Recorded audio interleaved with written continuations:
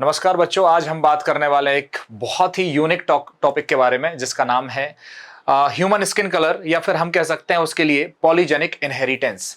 जैसा कि आप देख ही रहे होंगे कि मैंने बोर्ड पर क्या लिखा रखा है, राधा क्यों गोरी और मैं क्यों काला। तो इसका मतलब सर आज क्या पढ़ाने वाले हैं सर, किसी किसी की स्किन जो होती है वो ब्राइट होती है, किसी की स्किन का कलर गोरा होता है और कोई कोई जो होता है उसकी स्किन का कलर डार्क होता है, किसी किसी का स्किन का कलर काला होता है। सर क्या कारण है इसके पीछे, ये आप हमें बता दीजिए। इसी के लिए आपने वो गाना तो सुना ही होगा, यशोमती मैया से बोले नंदलाला, राधा क्यों गोरी और मैं क्यों काला। तो इसके पीछे का अगर साइंटिफिक रीजन हमें जानना है कि राधा क्यों गोरी है और मैं क्यों काला हूं, तो इसके पीछे का साइंटिफिक रीजन है polygenic inheritance. Polygenic inheritance. Polygenic inheritance को और क्या कहते हैं सर? पॉलीजेनिक इनहेरिटेंस वास्तव में क्या है सर? इसी को हम कहते हैं बहुजीनी वंशागति। क्या कहते हैं? बहुजीनी वंशागति। सर बाकी तो हमें सब समझ में आ रहा है, लेकिन हमें यही नहीं पता है कि ये बहुजीनी वंशागति वंशागति वास्तव में होती क्या है। ये बहुजीनी वंशागति वास्तव में क्या होती है, ये हमें समझ नहीं आ रहा है सर। इसका रीजन जो है बेटा बहुजीनी वंशागति, पॉलीजेनिक इनहेरिटेंस। अब हमें सबसे पहले यह जानना होगा कि यह बहुजीनी वंशागति क्या होती है। नेक्स्ट, अगर हम इस स्लाइड को आगे बढ़ाएं तो हम जानेंगे व्हाट इज पॉलीजेनिक इनहेरिटेंस। बहुजीनी वंशागति है क्या? बहुजीनी वंशागति, बहुजीनी वंशागति को हम बहुत सिंपल भाषा में ऐसा कह सकते हैं। आप जानते हैं, आपको पढ़ाया भी गया होगा, आपने सुन रखा होगा कि हमारे शरीर में जितने भी गुण हैं उन सभी गुणों का निर्धारण कुछ जीन करते हैं। लेकिन कभी कभी जो है एक ही गुण जो होता है बहुत सारे जीनों द्वारा कंट्रोल किया जाता है। एक ही गुण बहुत सारे जीनों द्वारा कंट्रोल किया जाता है। ऐसी स्थिति को बहुजीनी वंशागति कहते हैं। कुल मिलाकर मैं ये कह रहा हूं कि यहां पर मान लेते हैं एक जीन है जीन ए, एक जीन है जीन बी, एक जीन है जीन सी और एक जीन है फॉर एग्जांपल जीन डी। अब यहां पर gene A, gene B, gene C और जीन डी सभी मिलकर के एक पर्टिकुलर एक ही गुण को नियंत्रित कर रहे हैं। एक ही गुण को नियंत्रित कर रहे हैं, एक ही गुण को नियंत्रित करते हैं। जब बहुत सारे जीन मिलकर एक ही गुण को नियंत्रित करते हैं तो ये क्या हो गया? बहुजीनी। क्या हो गया बेटा? बहु मतलब बहुत, जीनी मतलब जीन द्वारा। बहुत से जीन द्वारा जब कभी भी एक ही गुण का निर्धारण होता है, ऐसी ही वंशावली को या ऐसी ही वंशागति को, ऐसे ही इनहेरिटेंस को पॉलीजेनिक इनहेरिटेंस कहा जाता है। जब एक गुण के लिए एक ही जीन रिस्पॉन्सिबल नहीं है, एक गुण के लिए बहुत सारे जीन या एक से अधिक जीन रिस्पॉन्सिबल होते हैं, तो इसी को कहा जाता है बहुजीनी वंशागति। सर एग्जाम्पल बता दीजिए, बहुजीनी वंशागति के एग्जाम्पल बता दीजिए। पहला एग्जाम्पल है, इसके उदाहरण क्या क्या है? इसका पहला उदाहरण है मानव में ऊंचाई। सर और क्या एग्जाम्पल हो सकते हैं इसके? मानव में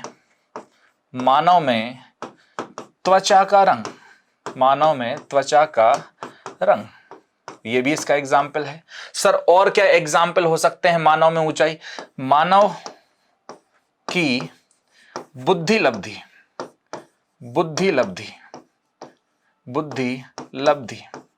मानव की बुद्धि लब्धि, ये क्या होती है सर? IQ, intelligence क्विशेंट। ठीक है, मानव की बुद्धि लब्धि। पशुओं में या तो दूध अथवा मांस का वॉल्यूम या फिर जो मांस की मात्रा कह सकते हैं। ये सर क्या लिख रहे हो? कुछ समझ में नहीं आ रहा। देखो बेटा मेरी बात समझो, हम कुछ गुणों की बात कर रहे हैं, कुछ गुण हैं। मानव की ऊंचाई, आप जानते हैं कि मेरी हाइट कुछ अलग है। किसी की व्यक्ति की हाइट जो हो सकती है 5 फीट हो सकती, किसी की 5'4" हो सकती, किसी की 5'5" हो सकती, किसी की 5'8" हो सकती, किसी की 6 फीट भी हो सकती, किसी की 6'2" भी हो सकती है। इसका मतलब है मानव में विभिन्न मानवों की ऊंचाई अलग अलग होती है। सही बात है सर, बढ़िया है। आप अगर एक बात देखोगे, मानव में बुद्धि लब्धि कैसे मानव में बुद्धि लब्धि सर? मानव में बुद्धि लब्धि की अगर अपन बात करें तो कोई थोड़ा सा होशियार है, कोई और ज्यादा होशियार है, कोई इंटेलिजेंट है, कोई ब्रिलियंट है, कोई एक्स्ट्रा ऑर्डिनरी है। सबकी बुद्धि लब्धि अलग अलग होती है। अगर आप कोई टेस्ट देते हैं तो हर एक, अगर टेस्ट देते हैं और एक पूरी क्लास है तो क्लास में सभी के नंबर इक्वल नहीं आते, सभी की बुद्धि लब्धि एक जैसी नहीं है, सभी की बुद्धि लब्धि अलग अलग है। पशुओं में दूध, भाई गाय दूध देती है, लेकिन जरूरी थोड़ी कि हर एक गाय 1 लीटर ही दूध दे। कोई 1 लीटर भी दे सकती, कोई 1.5 लीटर भी दे सकती, कोई 1.25 लीटर भी दे सकती, ज्यादा भी हो सकता, कम भी हो सकता। वैसे ही मांस की मात्रा, जो मांस होता है पशुओं का, जो जिनका मांस कंज्यूम किया जाता है, उनमें मांस की मात्रा भी क्या होती है, अलग अलग होती है। कुल मिलाकर मैं अगर बात कहूं, मानव की ऊंचाई ले लो, मानव में त्वचा का रंग ले लो, मानव में बुद्धि लब्धि ले दो, और पशुओं के दूध की मात्रा या मांस की मात्रा, इन सब में एक कॉमन बात है कि इनमें हमें रेंज दिखाई देती है। क्या दिखाई देती है? रेंज। सर समझ नहीं आया, रेंज कैसे? मानव की अगर हाइट में 2 ही गुण होते, लंबा और बोना, तो हर एक मानव या तो 6 फीट का होता या तो 4 फीट का होता। लेकिन ऐसा नहीं है, 4 फीट के भी हैं, 5 फीट के भी, 5 के भी, 5-6 के भी हैं और 6 फीट के भी हैं। मतलब एक रेंज बन रही है। सबसे छोटा कैरेक्टर भी है और सबसे बड़ा भी लक्षण है, सबसे छोटा लक्षण भी है, सबसे बड़ा भी लक्षण। मानव में त्वचा का कलर, मानव में त्वचा का कलर ऐसा नहीं है कि एकदम काले एकदम गोरे, फर्क है। गोरे हैं, थोड़े से ज्यादा गोरे हैं, अति वाले गोरे, काले में भी थोड़ा सा काला, सांवला, रंग दबा हुआ, बहुत काला, है ना, समझ रहे हैं आप? इसका मतलब है इन सभी में रेंज दिखती है। मानव की बुद्धि में भी रेंज दिखती है, इन सब में रेंज है। सर यहां पर रेंज क्यों है? इस रेंज का कारण क्या है? ध्यान से समझना। मैं यहां एक बहुत रहस्य की बात आपको बता रहा हूं।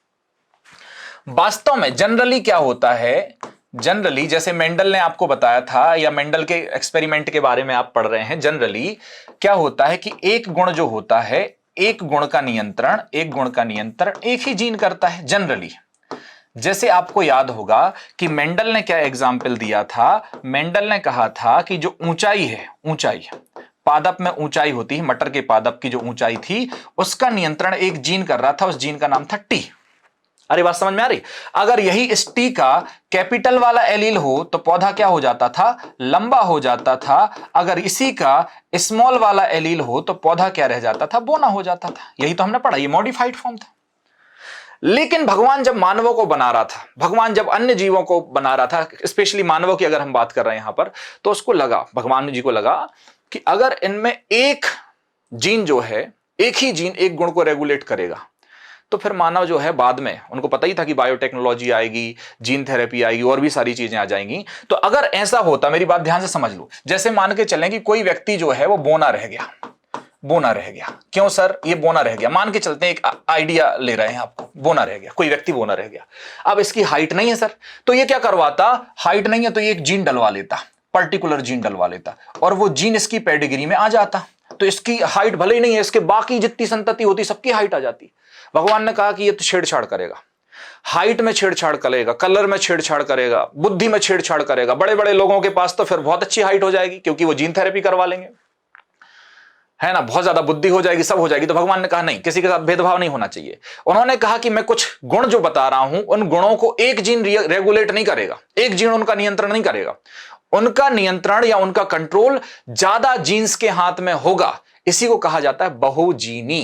इसका मतलब है ऐसे गुणों का नियंत्रण एक से अधिक जीन करते हैं, ऐसे गुणों का नियंत्रण जितनी भी चीजें हैं। अब देख लो, किसी के पास हाइट छोटी है, किसी के पास हाइट ज्यादा है, किसी के पास कलर जो है वो थोड़ा सा गोरा है, किसी के पास काला है, किसी के पास बुद्धि कम है, किसी के पास ज्यादा है। ये सब रेंज में है। कारण क्या है कि इनको बहुत सारे जीन कंट्रोल कर रहे हैं, और अगर बहुत सारे जीन कंट्रोल कर रहे हैं तो इनके कॉम्बिनेशंस ज्यादा हो सकते हैं। कॉम्बिनेशंस क्यों ज्यादा होंगे? अगर मान के चलो एक ही जीन रेगुलेट करता तो इतना वेरिएशन देखने को नहीं मिलता। वेरिएशन ज्यादा है, कॉम्बिनेशन ज्यादा है। कारण क्या है? क्योंकि इनकी, अगर हम बात करें, इनकी वंशागति जो है वो बहुजीनी है। एक और बात समझना, यहां पर क्या होता है, एक मैं बात समझ रहा हूं, मेंडल साहब को एक बड़ा इंपॉर्टेंट और हम हिस्सा मानते हैं जेनेटिक्स का। मेंडल जब अपनी बातें कह रहे थे तो मेंडल ने कहा कि अगर कोई प्लांट कैपिटल टी का है तो वो लंबा है, ठीक है, आपको पता होगा। और इसकी लंबाई मान लेते हैं हम कि 100 सेंटीमीटर फॉर एग्जाम्पल मान लेते हैं, और कोई कैपिटल टी स्मॉल टी भी है तो भी ये डोमिनेंट कैपिटल टी जो है इस पे डोमिनेंट होगा, तब भी ये लंबा होगा, और तब ये क्या होगा, तब भी ये 100 सेंटीमीटर का ही। ये बात मेंडल ने कही थी। और कोई प्लांट मान के चलो स्मॉल टी वाला है तो ये बोना होगा क्योंकि इसमें डोमिनेंट वाले जीन नहीं है, और मान लेते हैं कि ये 50 सेंटीमीटर का होगा फॉर एग्जाम्पल। इसका मतलब ये हुआ, यहां पर अगर आप एक नोट करें एक बात को बेटा ध्यान से समझना, कि अगर इसमें दो कैपिटल एलील हैं, दो कैपिटल एलील होने की वजह से भी, दो डोमिनेंट एलील होने की वजह से भी ये 100 सेंटीमीटर ही है, लेकिन यहां पर तो एक डोमिनेंट एलील है, सिर्फ कैपिटल टी एक है, तब भी ये क्या है, 100 सेंटीमीटर ही है। आ रही बात समझ में, 100 सेंटीमीटर ही है। इसका मतलब सीधी सी बात क्या हुई कि यहां कैपिटल एलील की संख्या से फर्क नहीं पड़ रहा है, यहां कैपिटल एलील के सिर्फ होने से ही फर्क पड़ रहा है। और अगर ऐसी सिचुएशन होती है तो ऐसी प्रकार की वंशागति को हम कहते हैं क्वालिटेटिव इनहेरिटेंस। क्वालिटेटिव क्या कहते हैं, क्वालिटेटिव इनहेरिटेंस। जहां पर क्वालिटेटिव इनहेरिटेंस क्या होता है, जहां पर नंबर ऑफ डोमिनेंट एलील कितने, इस बात से कोई फर्क नहीं पड़ेगा। एक डोमिनेंट एलील है तब भी वही कैरेक्टर आएगा, तब भी वही लक्षण आएगा, दो डोमिनेंट एलील है तब भी वही लक्षण आएगा, तीन है तब भी वही लक्षण आएगा, चार है तब भी वही लक्षण आएगा। नंबर ऑफ डोमिनेंट एलील जब फिनोटाइप का निर्धारण नहीं करती है तो इसको कहते हैं क्वालिटेटिव। लेकिन दूसरे प्रकार का अगर हम इसको देखें तो एक होता है क्वांटिटेटिव। क्या होता है, quantitative. Sir what is quantitative, quantitative क्या होता है, ध्यान से समझना। क्वांटिटेटिव के हिसाब से अगर हम मेंडल के ही एक्सपेरिमेंट को देखें तो क्वांटिटेटिव ये कहता है कि अगर कहीं दोनों एलील डोमिनेंट है, डोमिनेंट एलील की संख्या 2 है, तो इसकी हाइट जो है वो होगी अगर 100 सेंटीमीटर, तो जब कभी डोमिनेंट एलील की संख्या 1 है तो कायदे से इसकी हाइट होनी चाहिए 75 सेंटीमीटर, और जब कभी नहीं ही है डोमिनेंट एलील तब होनी चाहिए 50 सेंटीमीटर। आ गई बात समझ में। सर फिर से बताओ, यहां डोमिनेंट एलील कितने हैं, 2। अगर यहां दो डोमिनेंट एलील हैं तो कितनी मात्रा आ रही हाइट की, मान के चलते हैं 100 सेंटीमीटर। एक डोमिनेंट एलील है तो 75, एक भी नहीं है तो 50। आ गई बात समझ में। इसका मतलब यहां हमें क्या देखने को मिल रही है, रेंज। क्या मिल रही है, रेंज देखने को मिल रही है। तो इस प्रकार के इनहेरिटेंस को क्वांटिटेटिव इनहेरिटेंस कहा जाता है। क्या कहा जाता है, क्वांटिटेटिव इनहेरिटेंस। तो क्वांटिटेटिव इनहेरिटेंस की विशेषता सुन लो, ध्यान से सुन लो और समझ लो। जब कभी भी किसी जीव का फिनोटाइप उसमें उपस्थित नंबर ऑफ डोमिनेंट एलील की संख्या से प्रभावित होता है। नंबर ऑफ डोमिनेंट एलील, मेरी बात समझना, मेरी बात सुनो।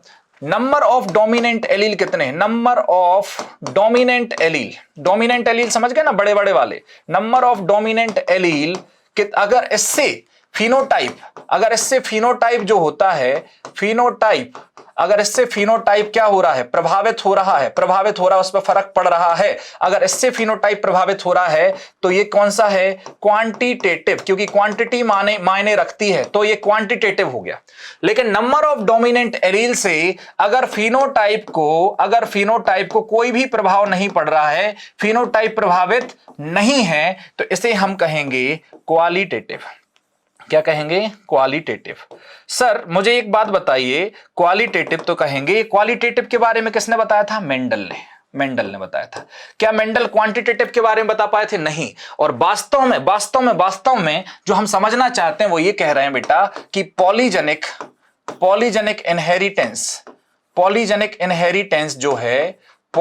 इनहेरिटेंस जो भी है बेटा, वो एक क्वांटिटेटिव पॉलीजेनिक इनहेरिटेंस जो है क्वांटिटेटिव इनहेरिटेंस होता है। इसका मतलब है इसमें यह बहुत मायने रखता है कि नंबर ऑफ डोमिनेंट एलील कितने हैं। नंबर ऑफ डोमिनेंट एलील की संख्या मायने रखती है, नंबर ऑफ डोमिनेंट एलील। क्या बात समझ में आ रही है। जब कभी भी पॉलीजेनिक इनहेरिटेंस होगा तो ये क्वांटिटेटिव इनहेरिटेंस होगा। इसका मतलब यहां नंबर ऑफ डोमिनेंट एलील की संख्या जो होती है वो लक्षण का निर्धारण करती है, फिनोटाइप का निर्धारण करती है। सर एग्जांपल समझा दीजिए।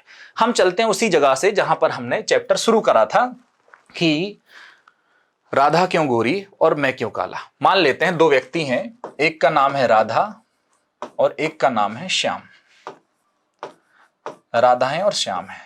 राधा जो है वो कैसी हैं, गोरी हैं, राधा जी गोरी हैं, और श्याम जो है वो सांवले हैं, मतलब श्याम जो है वो काले हैं। ठीक है, श्याम काले हैं, राधा गोरी हैं और श्याम क्या है, काले हैं। ध्यान समझना। अभी राधा की कोशिका देखते हैं, ये राधा की कोशिका है और ये जो है वो श्याम की कोशिका है। ये श्याम की कोशिका, ये राधा की कोशिका। मान लेते हैं ये राधा के गुणसूत्र हैं, ये राधा के दोनों गुणसूत्र हैं, और ये जो है वो श्याम के गुणसूत्र हैं, ये श्याम के गुणसूत्र हैं। अब मानव में त्वचा के रंग का निर्धारण, मानव में त्वचा के रंग का निर्धारण 3 जीन करते हैं। कितने जीन करते हैं? 3 जीन करते हैं। क्या नाम है उनका? A, B और C। 3 जीन के द्वारा इनमें त्वचा का निर्धारण किया जाता है। अब मान लेते हैं अपन कि राधा जी में ये जो जीन है, यहां पर मान लेते हैं A जीन है, ठीक है। यहां पर हम ले लेते हैं स्मॉल a है, यहां पर ले लेते हैं स्मॉल b है, यहां पर भी ले लेते हैं स्मॉल b है, यहां पर ले लेते हैं स्मॉल c है और यहां पर भी ले लेते हैं स्मॉल c है। ये हो गए राधा जी के जीन। अब अपन श्याम की बात करते हैं। श्याम में हम मान लेते हैं यहां पर है a और यहां भी है कैपिटल A ही है, दोनों एलील इसके डोमिनेंट है, ठीक है। यहां पर हम मान लेते हैं B और यहां भी मान लेते हैं कैपिटल B ही है। तीसरी बात, यहां पर हम मान लेते हैं C, यहां पर हम मान लेते हैं C और यहां पर भी मान लेते हैं कैपिटल C। बात समझ में आ रही कि नहीं आ रही? इसका मतलब यूं हुआ कि राधा में टोटल डोमिनेंट एलील कितने हैं बताओ? मेरे हिसाब से तो इसमें को केवल डोमिनेंट एलील इतना है, 1 है। और यहां श्याम में देखो आप, हर एक एलील इनका जो है वो डोमिनेंट, हर एक एलील डोमिनेंट है। अब सर डोमिनेंट एलील से इतना भी क्या फर्क पड़ जाता है? ध्यान से समझना मेरी बात को। जितने भी एलील हैं वो जीन होते हैं, और जीन अपनी अभिव्यक्ति कैसे करता है? प्रोटीन बना करके। और अगर प्रोटीन बनाएगा तो देखते हैं। मुझे एक बात बताओ, राधा जी का ये वाला जीन प्रोटीन बनाएगा क्या? ये वाला जीन प्रोटीन बनाएगा? यस बनाएगा। ये वाला जीन ने प्रोटीन बनाया, मान के चलते ये प्रोटीन बना, ये प्रोटीन बन गया, क्योंकि ये डोमिनेंट जीन है। और डोमिनेंट जो होते हैं वो अनमॉडिफाइड होते हैं, और अनमॉडिफाइड अगर होंगे तो वो अपने आप की अभिव्यक्ति कर लेते हैं, और जीन की अभिव्यक्ति कभी भी होती है तो प्रोटीन के रूप में होती है। तो इस वाले जीन ने जो है, इस वाले जीन ने प्रोटीन बनाया, मान के चलते हैं कोई ये प्रोटीन बना लिया P। सर क्या ये वाला जीन प्रोटीन बनाएगा? नहीं, क्योंकि ये मॉडिफाइड है। मॉडिफाइड हो गया तो क्या है? रिसेसिव एलील है। रिसेसिव प्रोटीन नहीं भी बना सकते, इससे भी प्रोटीन नहीं बन रहा, इन सबसे भी प्रोटीन नहीं बन रहा, क्योंकि ये सभी देखो स्मॉल लेटर्स हैं, मतलब ये रिसेसिव है। इसका मतलब टोटल राधा जी के शरीर में जो प्रोटीन बन रहा था, जो जीन का, वो इतना बन रहा था राधा के शरीर में, ठीक है। आ जाओ यहां पर समझते हैं श्याम के शरीर में क्या हो रहा है। श्याम के शरीर में भर भर के प्रोटीन बन रहा है। देखो ये PA बना, ये प्रोटीन A ने बनाया, ये मान के चलो PB बना, ये प्रोटीन B नाम के जीन ने बनाया, ये मान के चलो प्रोटीन C बना, ये प्रोटीन बना C नाम के जीन से। इसका मतलब बहुत सारा प्रोटीन बन रहा है। यहां भी देखो, यहां भी ये प्रोटीन बन रहा है, क्योंकि ये सब डोमिनेंट है, और सब डोमिनेंट अगर है तो सब क्या बना रहे हैं? प्रोटीन बन रहे हैं। तो इसका मतलब है नंबर ऑफ डोमिनेंट जीन ज्यादा है तो प्रोटीन क्या बन रहा है? ज्यादा। अब मान के चलते हैं ये प्रोटीन ही जो है वो हमारे शरीर में रंग का निर्धारण कर रहा है। और अगर श्याम के शरीर में देखें तो खूब सारा प्रोटीन बन गया है, और ये खूब सारा प्रोटीन अगर श्याम के शरीर में बन गया है तो हमारे जो भी लक्षण होते हैं वो हमें प्रोटीन की वजह से ही तो दिखाई देते हैं। तो इतना प्रोटीन की मात्रा इनमें ज्यादा है, मेलेनिन की मात्रा ज्यादा है, तो श्याम क्या हो गए? काले। श्याम क्या हो गए? काले। लेकिन इनमें प्रोटीन की मात्रा बहुत कम है, और प्रोटीन की मात्रा कम हो गई तो प्रोटीन की मात्रा कम है क्योंकि यहां पर इनमें प्रोटीन ही नहीं बन रहा, वो वाला जो कालापन देता है, जो त्वचा के रंग का निर्धारण कर रहा है। तो इनमें प्रोटीन कम था, इसलिए राधा क्या हो गई? गोरी। क्या मेरी बात समझ में आ गई? तो राधा गोरी हैं और श्याम काले हैं, श्याम सावले हैं। इसका कारण है पॉलीजेनिक इनहेरिटेंस। और मैंने आपको यह समझाया कि पॉलीजेनिक इनहेरिटेंस जो होता है वो नंबर ऑफ डोमिनेंट एलील निर्धारित करते हैं। क्योंकि श्याम के पास डोमिनेंट एलील कितने हैं? चेक कर लेते हैं, आ जाओ। 1 2 3 4 5 6 डोमिनेंट एलील हैं, और 6 डोमिनेंट एलील है तो प्रोटीन क्या बन रहा है? ज्यादा। और प्रोटीन क्या जब बन रहा है? ज्यादा बन रहा है, तो इनमें कालापन ज्यादा है, इनका काला कलर ज्यादा हो गया, इसलिए श्याम क्या हो गए? काले हो गए। राधा जी में 1 ही है तो ये गोरी रह गई, इनमें कालापन आया ही नहीं। अच्छा, एक और इंटरेस्टिंग बात मैं बताता हूं आपको कि वास्तविक रंग जो है त्वचा का वो काला ही है। Black is a dominant colour. बात समझ में आ रही है? तो बाद में सर आजकल गोरेपन का तो इतना महत्व है, गोरे लोगों की तो इतनी आजकल कद्र है, ये सब म्यूटेशन है। म्यूटेशन मतलब उत्परिवर्तन। धीरे धीरे धीरे धीरे क्या हुआ? धीरे धीरे म्यूटेट हो गया, जीन म्यूटेशन हो गया, और आजकल जो है वो गोरा रंग जो है प्रियोरिटी पे माना जाने लगा। पहले श्याम रंग होना जो है वो प्राथमिकता थी, है ना? तो श्याम रंग जो था वो सुंदरता थी, वही प्राथमिकता थी। अब हम म्यूटेशन की तरफ बढ़ गए हैं, तो आजकल हम गोरे कलर को जो है वो ज्यादा मानने लगे हैं। इसलिए आपने सुना होगा राम काले, कृष्ण काले, कालिदास काले, हम भी थोड़े से काले, है ना? तो इसका कुल मिला के मतलब ये हुआ कि black colour is dominant over the bright colour. क्या मेरी बात समझ में आ गई है? तो हमें यह समझ में आया कि अगर श्याम काले हैं तो वो इस वजह से क्योंकि उनमें प्रोटीन ज्यादा बढ़ रहा है। प्रोटीन ज्यादा क्यों बढ़ रहा है? क्योंकि उनमें number of allele, dominant allele ज्यादा हैं, और जब कभी भी डोमिनेंट एलील ज्यादा होंगे और एक से ज्यादा जीन कंट्रोल कर रहे हैं, देखो यहां पर ए बी सी तीन के तीन डोमिनेंट है ना, तो बात समझ में आ गई। इसी को अपन पॉलीजेनिक इनहेरिटेंस कह रहे थे, इसी को अपन पढ़ने की कोशिश कर रहे थे। अब अगर इतना पढ़ ही लिया है सर, तो हमें थोड़ा सा और बता दीजिए, मानव में त्वचा का निर्धारण, त्वचा के रंग का निर्धारण, रंग का निर्धारण, मानव में त्वचा के रंग का निर्धारण, मानव में त्वचा के रंग का निर्धारण। आ जाओ, कहां गई भाई, आ जाओ, मानव में त्वचा के रंग का निर्धारण। क्योंकि यह क्या है बेटा, यह किसका उदाहरण है? पॉलीजेनिक इनहेरिटेंस का, पॉलीजेनिक इनहेरिटेंस का उदाहरण है। यहां पर एक जीन रेगुलेट करेगा कि एक से अधिक जीन? एक से अधिक जीन। तो टोटल जीन कितने होते हैं जो मानव की त्वचा का निर्धारण करते हैं, मानव की त्वचा के कलर का निर्धारण करते हैं? तो टोटल जीन हो गए बेटा 7, सॉरी टोटल जीन हो गए 3। 3 कौन कौन से सर? ए बी और सी, ए बी सी 3 जीन हो गए, ठीक है। तो सर टोटल एलील कितने होंगे? टोटल एलील कितने होंगे? टोटल एलील हो सकते हैं, possible total number of possible allele हो सकते हैं 6। कैसे sir? Capital A small A, capital B small B, capital C small C. यही हो सकता है कि नहीं हो सकता? टोटल एलील तो ये हो गए। सर एक और बात बता दीजिए कि इनके टोटल नंबर ऑफ अगर अपन बात करें बेटा, टोटल नंबर ऑफ जीनोटाइप क्या होंगे और टोटल नंबर ऑफ फिनोटाइप क्या होंगे? नंबर ऑफ फिनोटाइप क्या होंगे? फिनोटाइप, ये अगर हमें जानना है तो ये कैसे निकालेंगे कि टोटल नंबर ऑफ जीनोटाइप क्या होंगे और टोटल नंबर ऑफ फिनोटाइप क्या होंगे? मुझे लग रहा है कि आपको पता होना चाहिए कि जीनोटाइप और फिनोटाइप क्या होता है। अगर आप ये जानते हैं जीनोटाइप और फिनोटाइप क्या होगा, तो फिर मैं इसको बता भी सकता हूं आगे। यहां पर अगर अपन बात करें टोटल नंबर ऑफ फिनोटाइप अगर निकालने, तो इसके लिए एक फॉर्मूला होता है, ठीक है। इसके लिए अगर फॉर्मूला अगर आपको मैं बताऊं तो इसके लिए एक फॉर्मूला होता है, याद रख लेना, 2n+1, 2n+1, 2n+1। सर ये n क्या है? हेयर n जो है, n क्या है? ये n है नंबर ऑफ जीन। कितने जीन है? यहां पर 3 जीन होते हैं, तो इसकी मात्रा क्या है? 2n+1 मतलब 2 3 6 और 1 + 7। 7 इसमें क्या होने चाहिए सर? 7 फिनोटाइप होने चाहिए, 7 फिनोटाइप होने चाहिए। कैसे? आ जाओ चेक करते हैं 7 फिनोटाइप कैसे होंगे। फिनोटाइप कितने होंगे सर? 7। क्या फॉर्मूला लगाया सर आपने? 2n+1, 2n+1 कितना आया? 7, क्योंकि n की वैल्यू क्या है? 3। आओ 7 कॉम्बिनेशन देखते हैं। सर या तो हो सकता है किसी में बैक करना है अपन को, बैक कैसे करें? अच्छा बैक ना करके ऐसे साफ कर दो। 7 किसी का कॉम्बिनेशन हो सकता है small A small A small B small B small C small C. इसमें डोमिनेंट एलील कितने? बोलो, डोमिनेंट एलील है 0।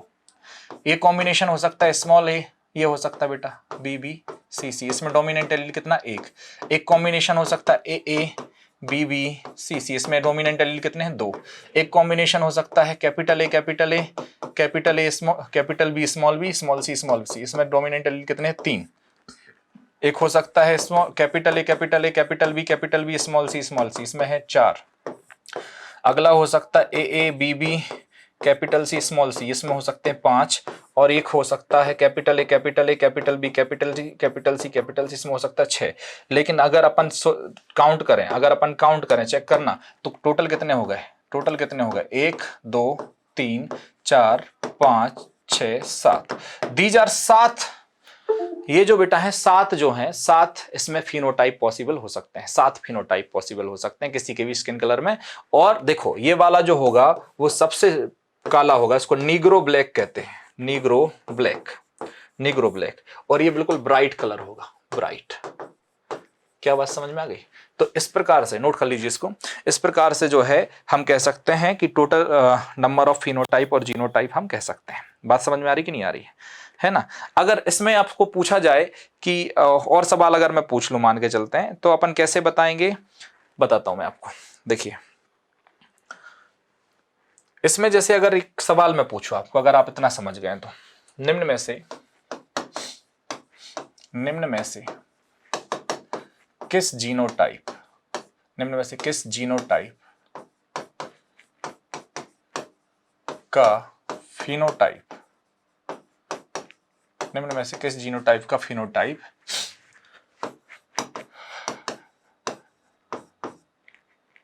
के समान होगा।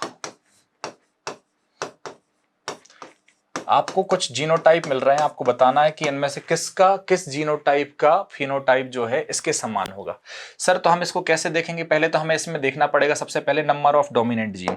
Number of dominant gene calculate करो, देखो 1 1 2 3, तो इसमें नंबर ऑफ डोमिनेंट जीन कितने हैं, 3। अब हमारे लिए ऑप्शंस क्या है, मान के चलो आपके ऑप्शंस है बेटा, आपके ऑप्शंस अगर हमसे पूछे जाए, ऑप्शंस हैं, हम ले लेते हैं, एक ये ऑप्शन है, दूसरा ऑप्शन है, मान के चलते हैं, ठीक है, तीसरा ऑप्शन है, मान के चलते हैं, चौथा ऑप्शन हम मान के चलते हैं, पांचवा ऑप्शन हम मान के चलते हैं। चलो चेक करते हैं कि, मुझे बताइए, ध्यान से समझना मेरी बात को, एक हमारे पास ये जीनोटाइप दिया, इसका कुछ ना कुछ तो फिनोटाइप होगा, इसके फिनोटाइप का मान लेते हैं, इसका जो भी फिनोटाइप है इस जैसा फिनोटाइप और किस किस का होगा, हमें ये देखना है। सबसे पहले हमें क्या चेक करना है भाई, क्योंकि हमें ये जीनोटाइप दिया है और जीनोटाइप में हमें एलील की इंफॉर्मेशन है ही, तो हम सबसे पहले number of dominant allele check कर लेते हैं। नंबर ऑफ डोमिनेंट एलील अगर मान के चलो हमने चेक कर लिया, इसमें कितने, 3 है। अब इसमें चेक करते हैं 1 2 3, तो इसका फिनोटाइप इसके बिल्कुल समान होगा, सही है। यहां देखो 1 2 3, तो इसका भी समान होगा, 1 2 3, तो इसका भी समान होगा, 1 2 3 4 इसका समान नहीं होगा, 1 2 3 4 इसका समान नहीं होगा। बात समझ में आ रही कि नहीं आ रही? तो नंबर ऑफ डोमिनेंट एलील से ही निर्धारित होता है कि फिनोटाइप क्या होगा, ये आपको सिद्ध हो गया। सिद्ध हो गया कि नहीं हो गया, बोलो, है ना? ये आप कर सकते हैं। एक मैं सवाल दे रहा हूं, एक सवाल और कर सकते हैं, फिर अपन इसको, इस टॉपिक को खत्म कर देंगे। और क्वेश्चंस अगर करने हो इसके तो अपन कर लेंगे बाद में। आपको कोई टॉपिक कठिन लग रहा हो, बहुत कठिन लग रहा हो, तो मुझे बताइएगा, तो मैं एक इंडिविजुअल वीडियो उसके लिए बनाऊंगा। जो भी टॉपिक आपको सबसे कठिन लगता हो बॉटनी या जूलॉजी में, आप मुझे कमेंट करके बताएंगे, है ना? और अगर आपने यहां तक देखा है, लास्ट तक देखा है, तो जरूर फीडबैक दें कि आपको समझ में आया है कि नहीं आया है। एक बार जरूर कुछ ना कुछ कमेंट करें। नेक्स्ट, एक मैं आपको क्वेश्चन दे रहा हूं, ध्यान से समझना इस क्वेश्चन को। इस क्वेश्चन से हम वास्तव में समझ पाएंगे कि पॉलीजेनिक इनहेरिटेंस का वास्तव में रोल क्या है, ठीक है? इससे हम जरूर समझ जाएंगे। अभी देखो, मान लेते हैं, चलो ये भी लिख ही देते हैं, मान लेते हैं कि एक फल है, एक फल जिसका जीनोटाइप,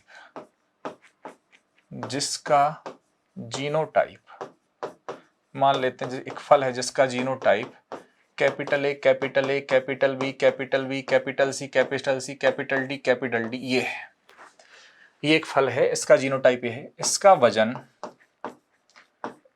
वजन मान लें, क्या मान लें, मान लेते हैं 800 ग्राम है, मानना ही तो है ना, 800 ग्राम है, 800 ग्राम है। दूसरा फल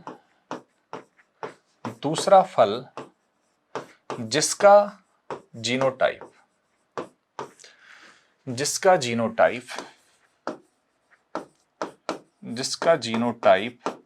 small A small A small B small B small C small C small D हो, इसका वजन बेटा मान लेते हैं 200 ग्राम है, 200 ग्राम है। तो मेरा सवाल है कि आप capital A capital B capital C small D, इसका और किसका निकाल लें, इसका भी निकाल लेते हैं। इन दो फलों का वजन बताइए। लो, आपकी स्क्रीन पे सवाल है, 1 मिनट में आपको सॉल्व करना है, जल्दी करिए, ट्राई करूं।